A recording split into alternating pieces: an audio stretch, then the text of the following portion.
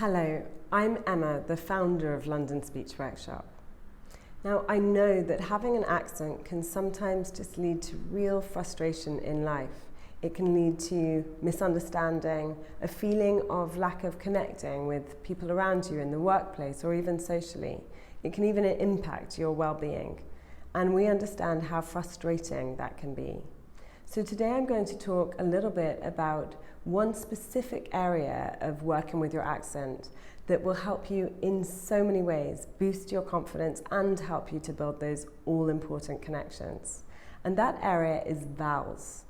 Vowels are hugely important in the English language because vowels are a space to put your feelings in. And feelings are the way that we connect with other human beings. I'm going to give you an example. If I said to you, my heart is broken, you might know that I'm saying heart, but you won't feel very much. But if I say to you, my heart is broken, you're probably going to empathize a little bit.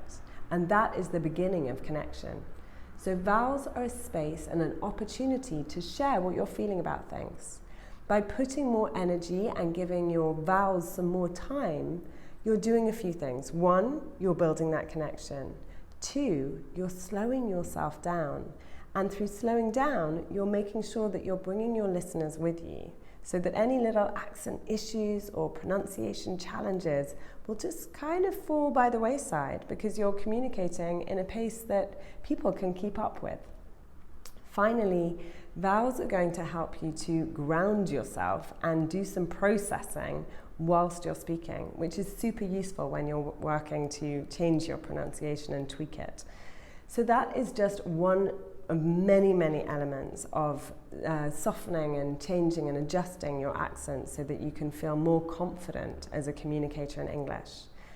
Click on the link below to download our ebook today, and you will find many more amazing tools and tips that are going to help you on your journey.